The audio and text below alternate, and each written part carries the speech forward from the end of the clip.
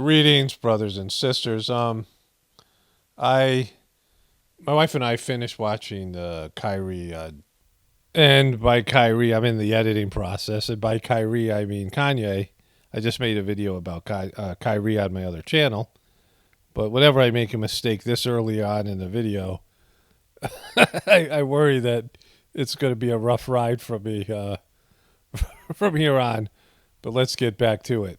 Documentary on Netflix, and I want to talk about that and some things I left out from this morning, or what I did yesterday, and I put the video up this morning about Kanye and a visionary personality and some of these things, right? And I got a bunch of hilarious stuff from the media falling apart and just getting weird, and just Kamala stuff and CNN stuff, and I got a whole bunch of stuff about the so-called war or whatever is going on there in the Ukraine. And it's hilarious. But let's start here with the celebrity stuff. Kim Kardashian goes Instagram official with Pete Davidson. This is what's considered news. Of course, this is page 6, which is a gossip, celebrity thing. But this is her going public. Whose car are we going to take? And there she is with this. This is, I don't know what the age difference is here, but Kanye West is the one who's being called crazy, right? Doesn't this seem crazy? She's in her 40s, some woman whose body is about 15 to 20% silicone now, right? And she's in these Instagram photos, and she's with this young, ghoulish, creepy dude. And so they, she's gone official for something that's been out there for a while. But just these Kardashian ghouls, these, whatever they are. Alec Baldwin blames late Helena Hutchins in fatal Rush shooting, new doc says. And so it says that this is what his lawyers filed today. This is a rare instance when the system broke down. And somebody should be held legally culpable for the tragic consequences, he said in the filing. That person is not Alec Baldwin. So this is what his lawyer wrote up. And he gets into blaming Helena Hutchins and saying that she directed him to do this, she directed him to do that, right? I mean, really laying it on her. And then he says, Baldwin asked Hutchins whether she wanted to see him cock the gun as the script required. She responded yes. So it's her fault. When Baldwin let go of the hammer, the gun went off. They've tested the gun and they found out a way that it could do that. So that sucks for the criminal prosecution, but it certainly doesn't absolve Alec Baldwin's, his being blamed. They might have done it 1,000 times and it fired once, right? And so that isn't certainly, it lends at least some doubt to his story being debunked, right? Because it could physically happen, unless somebody says, "Hey, we saw him pull the trigger," right? But either way, he didn't have to point it at her, and he could have checked the gun. So, I mean, he's just he's so sleazy in this thing. Alec Baldwin's actions are shameful. Helena Hutchins' state lawyer says Rustar cast aspersion on the cinematographer's widower in filing against the film's producer, and it's been updated. Alec Baldwin files arbitration claim against the Rust producers. Alec Baldwin tried to work out a deal to finish Rust after the fatal shooting. I mean, it's just Hobo Alec has gone off the rails, right? Alec Baldwin claims Rust contract protects him from financial liability in on-set shooting, taking it on the chin. Now, Tom Hanks I've covered years and years ago, and then the QBs wrecked the Tom Hanks thing. They got stupid with it, just like they got stupid with everything. And that, that's why I haven't made videos about him and his ghoulish wife and all these things. Tom Hanks takes responsibility for firing Connor Ratliff from Band of Brothers. So this guy went on some podcast and claimed that Tom Hanks, who was directing this movie, was Steven Goldberg was involved in it as well, and Tom Hanks fired this guy for having dead eyes. Right? He said the guy has dead eyes, and so he fired him. I think he told the guy this, and then Tom Hanks had to walk it back, and he said, "Here, this is without doubt the act of the director, and that was me." Hanks told Ratliff. There was something stuck in a craw on one of those very, very subtle sort of decisions that aims the story in a direction you want to go. In the inner sanctum of whatever the casting session was on Band of Brothers, I'm sure I said, I don't know, this guy's got dead eyes, so he kind of admitted to it. And then he went on and said, Tom Hanks said, he also admitted being aghast at finding out the podcast's genesis from his son, Colin, and daughter, Elizabeth. I actually got chilled. My heart skyrocketed when I said, I did what? I did what? He confessed. The movie sucked, I'm sure, and and, Tom Hanks is a creep, but this good guy image they have of him, isn't being unraveled as much as Alec Baldwin's. Grimes is dating Leaker. It took me a while to understand what this sentence meant. Leaker Chelsea Manning after Elon Musk breakup. So she's pregnant with Elon Musk's second child. They named the first child a series of numbers and letters. And apparently she broke up with Elon Musk and is now dating whistleblower Chelsea Manning, and why not? Whilst being pregnant with Elon Musk's baby. And so anything goes, right? It's just, it's Hollywood in 2022. I got a couple of CNN clips, but I want to revisit the CNN clips that I got from the YouTube TV app, and I'll integrate those later into this video. But first, let's start here. So I covered this before. This is Sean Penn, the great actor, and Anderson Cooper. And it says, Sean Penn describes meeting with Ukraine's president. And I missed an epic joke here. But thankfully I saw this again in the YouTube feed on my phone. And the joke came to me. Extraordinary estranged wife who inspires me daily. And then there's the macro inspiration of these great figures of history.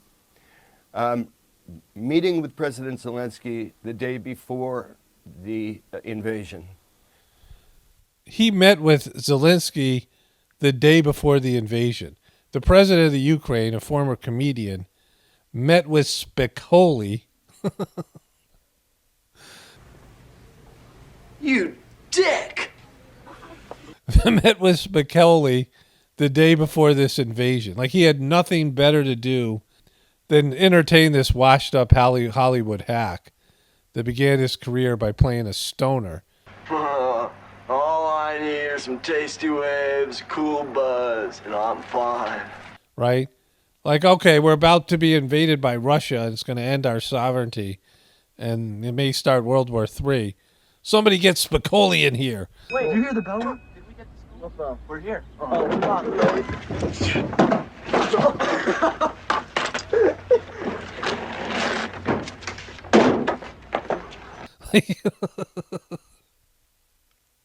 Like, this is how much of a joke. Like, he had time to meet with this guy the day before the invasion is probably the most important day up to that point in this dude's presidency and life, right?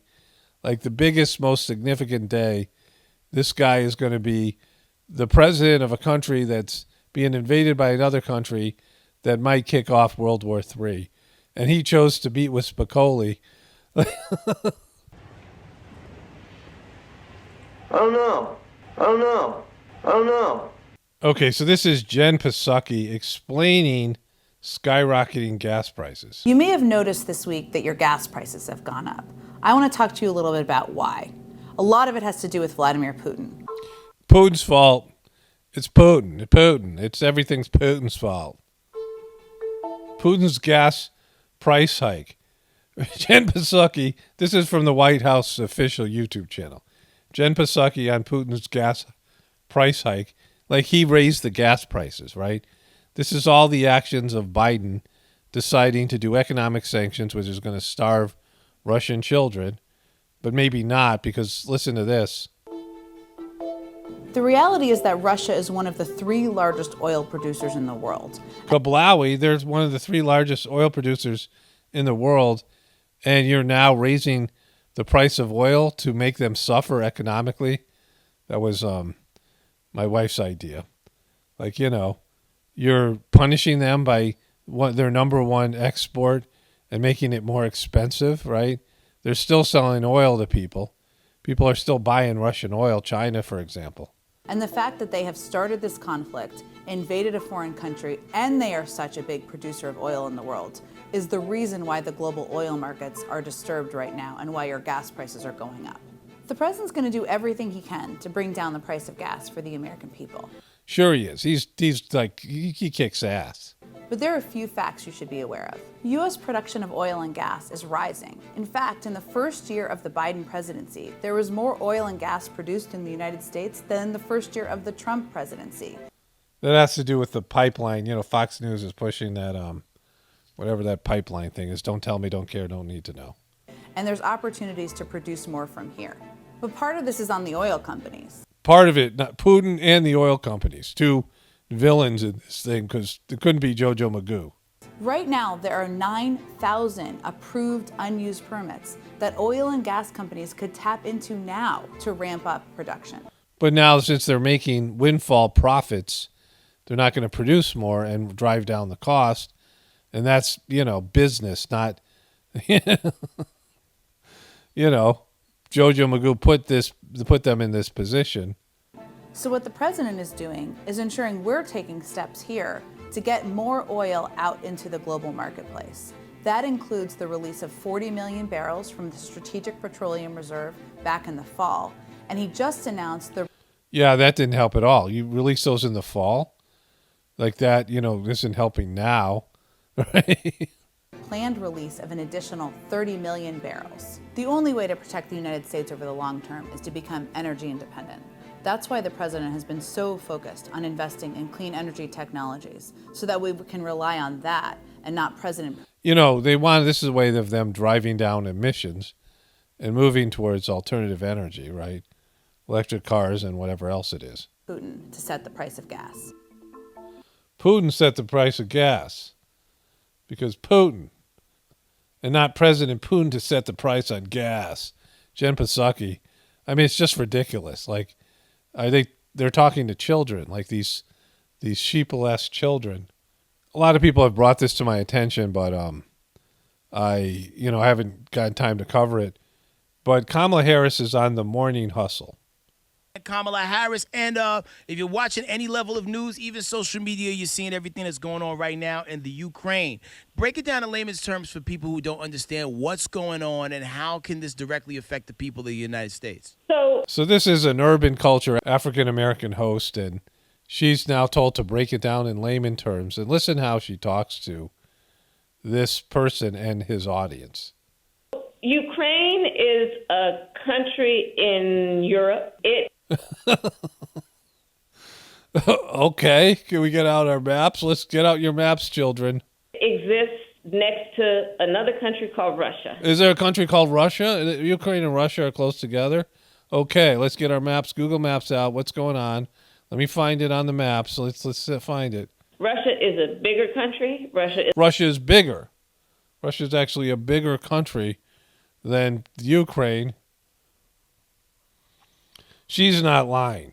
Here is the Ukraine, and here is Europe. So there's Europe. Ukraine is looks like it's part of Russia, Europe here, and here's Russia. Russia is so much bigger than the Ukraine. They can't win in a fight. Look at how much bigger that Russia is than Ukraine. I mean, Russia's so big, they could crush all of this with their size. Like if this landmass attacked this landmass is going to win. It's so much bigger. It just has so much more physical size. Is a powerful country. Russia decided to invade a smaller country called Ukraine. Called Ukraine. Okay. Russia decided. So basically, that's wrong. It's wrong. It's wrong for them. It's wrong for this bigger country to pick on this smaller country. It's so much bigger and this is so much smaller. It's just wrong. It's wrong. You understand, children, right? And it goes against everything that we stand for. There are terms. Yeah, what about what Russia stands for? And what about when America, the big country of America invaded all these countries? Where am I? In the Middle East. This big country over here, America, which is certainly a big country, invaded this country, right? Iraq.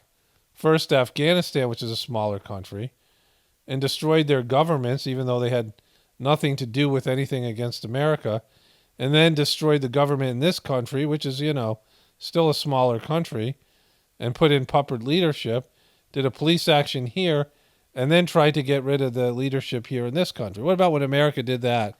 Is that against everything we stand for? Because I know you voted for some of that shit. That we use, we say we respect the sovereignty, the territorial integrity of countries, right? Right, exactly. We respect the sovereignty, except when we don't. Except when we destroy this thing in an Arab Spring. This country the government was destroyed. This country, the government was destroyed. We looted this country for resources, and this country, right? We want to get to this country, even though none of these countries did anything to us, right? We destroyed this country's sovereignty 60 years ago. The CIA finally admitted it at Operation Ajax when they got rid of Mossadegh. We're in this country we want to do a lot of things for because we're big into this country. This country, this small little country here, we're big into protecting that country, right? But we also try to destroy this country and take away their leadership. But Russia, the big bullies, intervened and stopped us from doing it. And so now we're up here and dealing with what's going on here with this country, and we're giving them billions of dollars, right? So I turned on CNN this morning when I was eating breakfast, and I'm going to go back a little bit farther in this interview because they seem to roll out a cartoon. I didn't hear it, but it seems like it's promising. But later on, there's a hilarious exchange between this CNN guy and this admiral. But let's start here. Admiral, I'm limited on time, but I must show this tweet from your Twitter account. A king asked the oracle at Delphi if he should attack a neighboring kingdom. Oracle. Is that Betty Boop?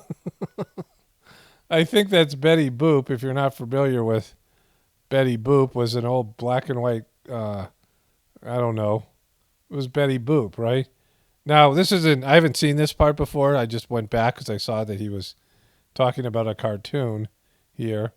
The part that I want to reference is coming up. That's hilarious. But this former admiral is tweeting with a picture of Betty Boop, and it's newsworthy for some reason.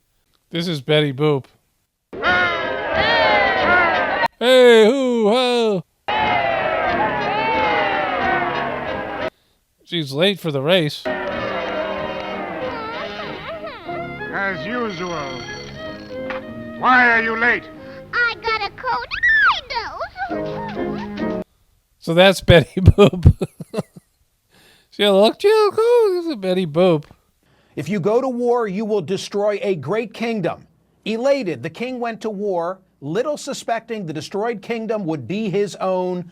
Putin is a threat to Russia as well as his neighbors. Take 30 seconds and address that. It's quite simple. Vladimir Putin is isolating Russia. He will crater its economy. People are spurning Russians in normal interactions around the world. This is the concern troll aspect of the news, right? But you see these guys who are military formal admirals and generals, and they're not very impressive. Like they come on the news and they comment, you're like, Oh, that guy was in charge of making military decisions. And so this is a concern troll aspect where, oh, we're so concerned about Russia, but if Russia does fall on hard times, they still have all those nukes, and they're going to have a lot of angry people, and who knows what could happen, right? What nation wants to be a pariah nation? That is the path he is walking for Russia. As a kid, I played Battleship. I think I recognize the game of Risk over your left shoulder. This is the part I turn on the news, right? I'm about to eat my breakfast, and I'm like, you effing kidding me? Admiral, I see you play the game Risk. I told my wife, and she's like, that's like going to a doctor and say, I see you play the game Operation, right? Hey, Fauci, is that the game Operation over your shoulder? I think I recognize the game of Risk over your left shoulder. I guess you're telling us something there too. We are in risky times, but we need to apply strategy to what we do. We'll come out okay here. Don't bet against us. So you're an absolute tool then, right? You see the game Risk above his shoulder there. And he put it on there, and he's going on CNN with the game Risk, which would have no, you know what's the best part of Risk that's the most strategic? The roll of the dice, right? Those long-ass games we used to play it in high school, and someone would invariably turn the game over. You know, somebody was losing or whatever, but it just went on forever.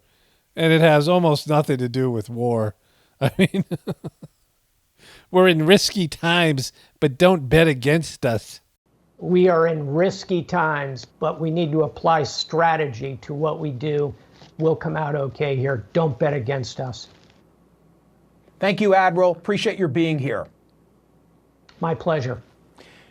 What are your thoughts? Tweet me at Smerconish. Go to my Facebook page. This comes from the world of, that looks like YouTube. Yes, we are already at war with Russia, and it does no good to pretend we aren't. We need to have boots on the ground in Ukraine and help them however they need. Wow, boots on the ground in Ukraine. Now, is it a shock to anyone else that a person that calls himself the Paradox Destroyer wants boots on the ground? This is the new way they're doing it. They do this on Huffington Post. They do it on CNN. I don't know about MSNBC, but I'm sure they do it.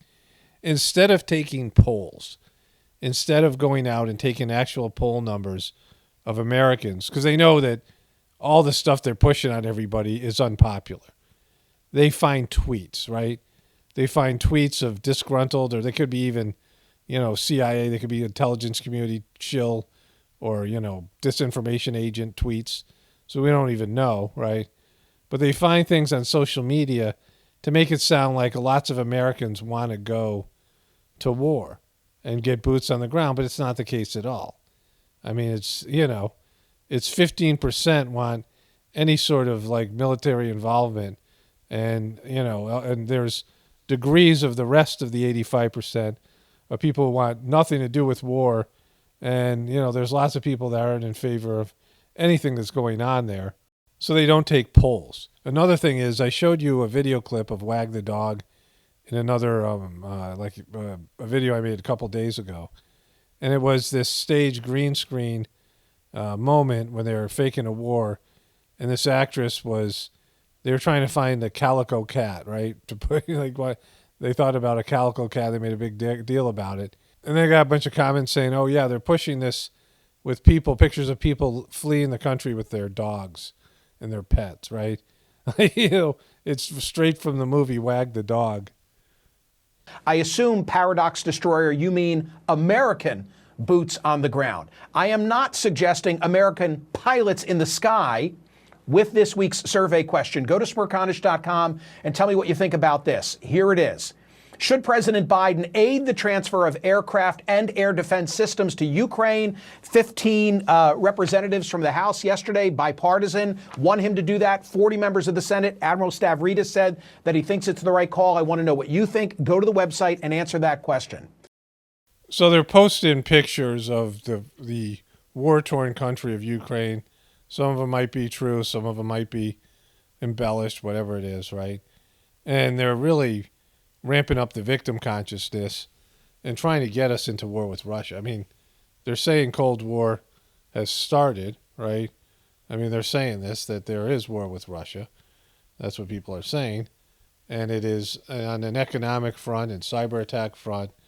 And whatever happens from here is not going to be good, right? It's going to get worse from here. And CNN is really pushing this. Like, they really want it, right?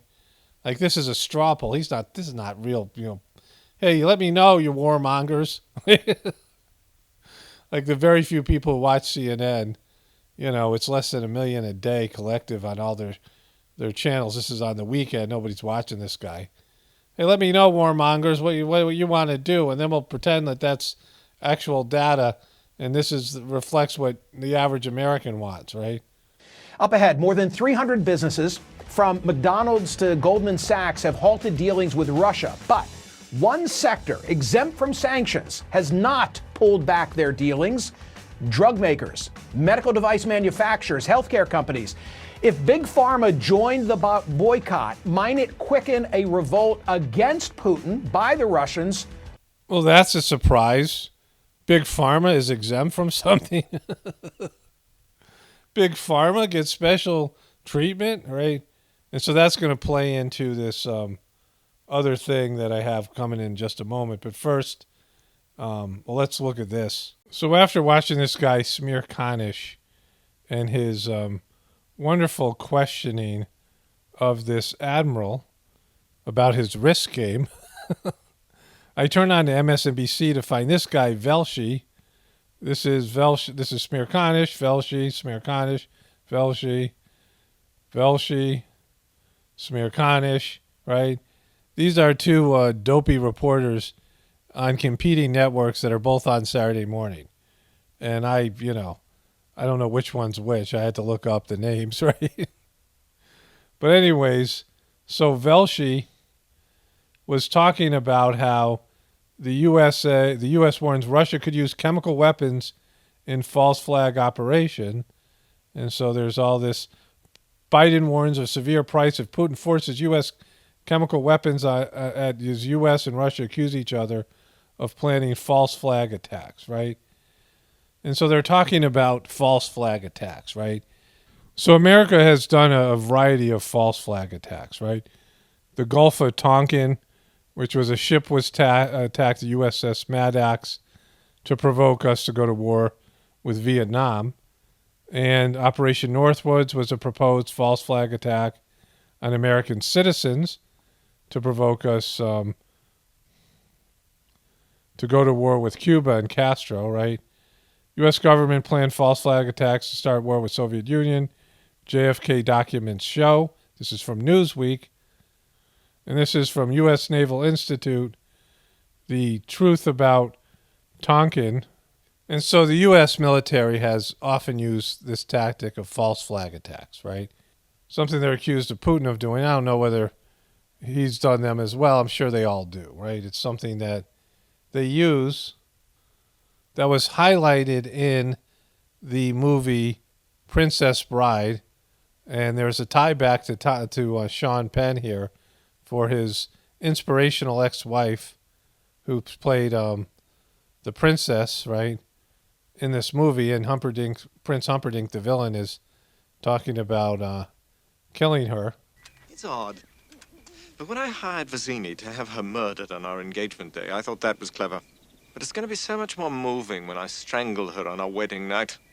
He's doing this to provoke war with their enemy, Gildor. Once Gildor is blamed, the nation will be truly outraged. They'll demand we go to war. So the reason that they do a false flag is because smaller, weaker countries don't want to go to war with a stronger, superior, military superior country, right? And so to get citizens, people, to fight a war, you have to do something to piss them off and outrage them. Like that big event that happened in 2001, right? You need a huge event, especially now. Like, Americans want no part with war with Russia, right? Like, it's just after all the debacle in the Middle East and how Afghanistan turned out and all the lies and stuff, Americans are not into war, right? Doesn't matter what kind of straw polls that Smirkanish runs. You know, Americans don't want war.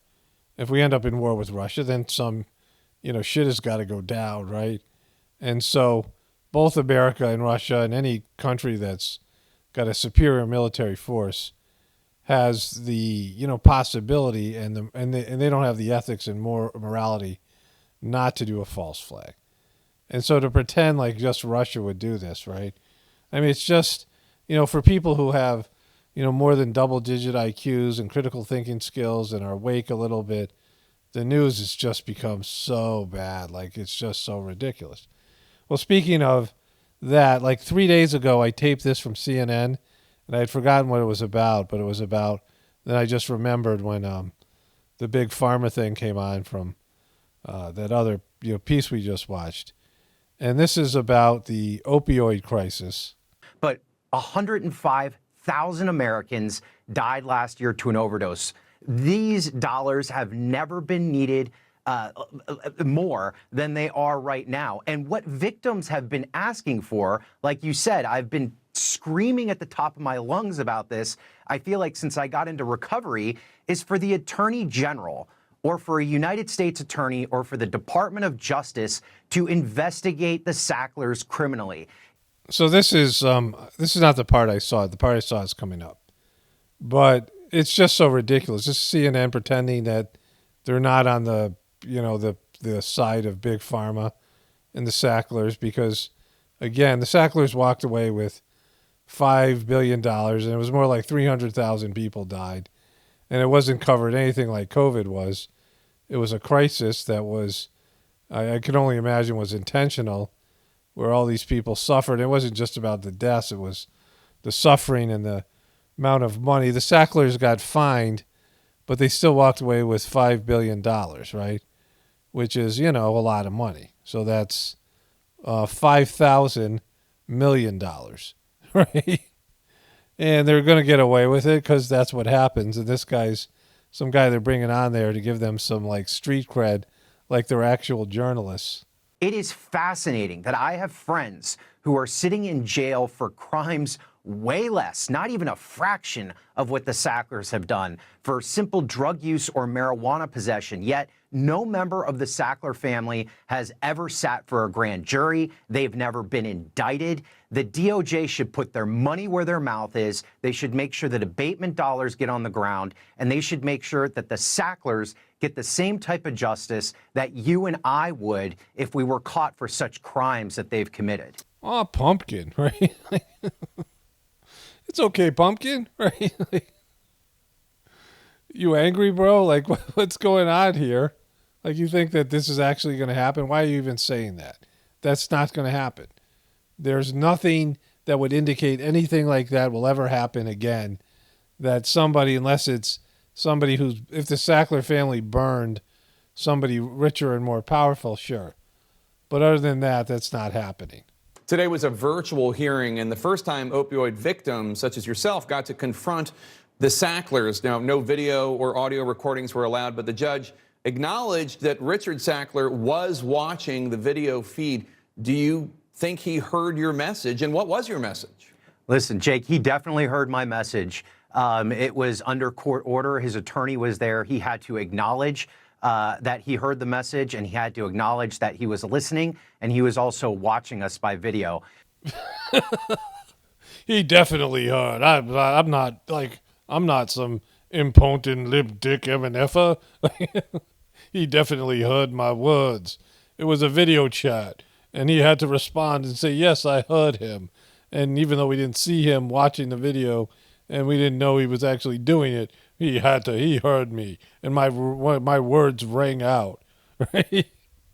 You know, what I told Richard Sackler was that I hope for the rest of his days that he hears our names in his dreams, that he hears the sirens, that he hears the screams of family members who have lost a loved one to an overdose on the bathroom floor, that he hears the beep to the heart monitor that's failing with a pulse. You know, I turned Richard's words against him because he said famously, he said about people like me, that we are the criminals. we are the culprits. We are the problem. And I said, Dr. Richard Sackler, you are the criminal. You are the culprit.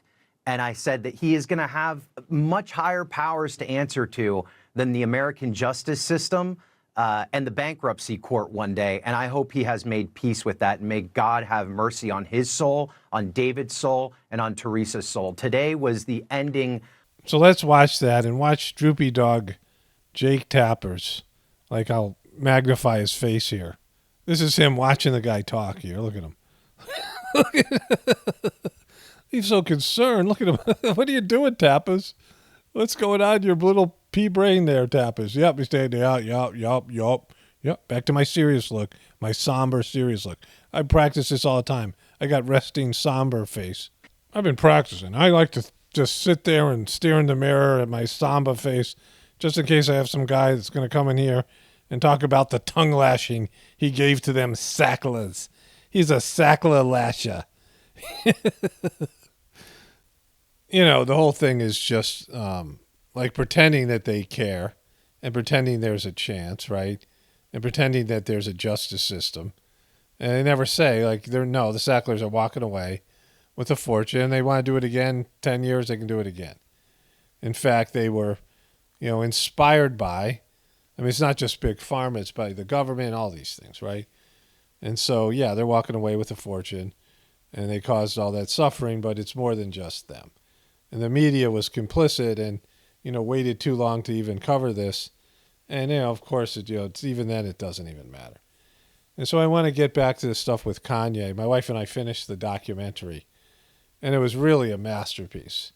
It was really well made.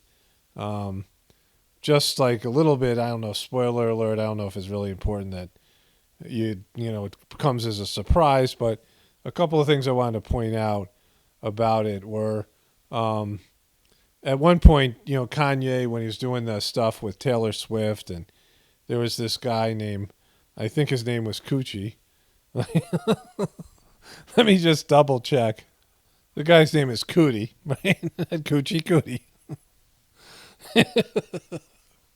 And so Cootie did a great job. Like, he, filmed this for years, long before Kanye was successful, and it was good to see all that part. And a very interesting story. And, Kanye's mom was, I could see why he was, devastated over her death. I know a lot of people think it's an Illuminati sacrifice, but,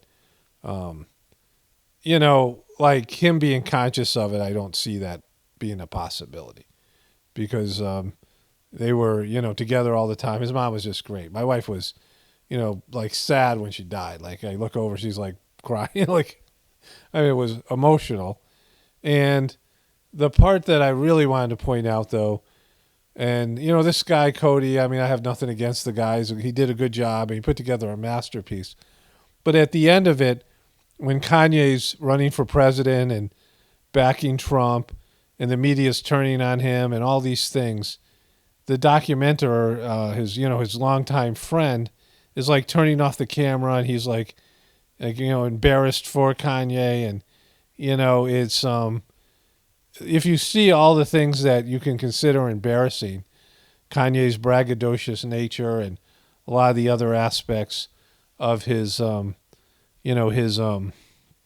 his persona, they would be considered kind of embarrassing, much more than when he's talking truth. And so, like, part of it was him, his meltdown on a campaign event. And they got a great clip of Kanye watching Tucker Carlson defend Kanye and Kanye being psyched. There's some wonderful, candid moments in the thing. Again, it's like a masterpiece. I really enjoyed it. It gets better as it goes along. But for his friend to not understand, and like the time he turns on Kanye, and his friend is also a Christian, and so when Kanye is talking about abortion and breaking up about crying about his dad aborting him and him wanting to abort his baby and his firstborn and all these things, right? And when he's he has this sort of meltdown. There's a great conversation with his dad too. With his dad, like, well, maybe you want to write your speech ahead. And that moment I forgot I got off track, but when Kanye was around the time of Taylor Swift, and he ditches this guy for a little bit. And, you know, he says to the guy, I'm no longer Kanye, I'm an actor. So he was, you know, playing a part for some of that stuff he did, you know, some of the, you know, whatever, when he became like this major artist. And you can see a difference in him then. But that to me was the low period. And then coming back the other end, he's speaking a lot of truth, or at least, you know, things that we agree with in the truth community. And he has that visionary personality, which I've talked about. And when you're a visionary, you're a creative person, you know, you often, like the problem with Kanye is that he's just all over the place when he talks, right? And, you know, I understand him. Like, I can understand what he's saying. In fact, I understand him more now than when he was a younger person. Like, I understand his, you know, I mean, he has a different way of seeing the world, and it's probably overwhelming for people, especially sheeple, who are, you know, just inside the box, and they don't have that kind of creative capacity. And creative energy is something, and, you know, again, he gets depressed when he's not creating, so that's the other aspect of it. And you can see that, but he's just, you know, somebody that has to be creating all the time, and, you know, sometimes he's going to get some bad ideas or whatever it is, right? But he's being condemned and called crazy, and he was medicated. He talks about that. And if you put that in with the Joe Rogan clip I showed yesterday, I mean, I want to go back and watch the whole Joe Rogan interview with Kanye, because even that clip was interesting. But if you put that together, and Kanye talking about that period when he was medicated and they put him on a psychological hold, and, you know, all those things, which I just talked about my daughter going through that. And he wasn't suicidal. He was just saying stuff. Like, he wasn't doing anything that would make you say he has to be put in a reprogramming center. He wasn't a threat to himself or other people. He wasn't acting out violently or any of these things. But they, you know, it was what he was saying. And so his words, they could say, all right, we're locking you up for your words, because they, you know, they don't sound like the official story. And that's where America's headed. And certainly people with the, you know, visionary personalities and critical thinking skills, and people see things at a different level, and being a dyslexic and just going through what I went through and what I'm going through now, and, you know, with just being a truther and the stuff with heartfulness and the, you know, the powers that be, and people want to stifle, you know, even like it took him a long time to get a music contract, and that part's interesting as well. Like, he seemed to be, they were purposely holding him back, and that was all interesting. But, you know, I enjoyed watching it. So my throat's getting a little sore. I was going to talk a little bit more about some, you know, about this visionary stuff and some stuff to do with heartfulness, but I'm going to cover that separately because, like I said, I talked too much in that other, you know, 5-hour video, and my, you know, I got to sort of rest my voice. But anyways, I'll come back to this. Only spirituality will save this world. It's Paul Romano, definitely a point for the Apocalaughs and the Ascension. Everyone have a blessed day and be grateful.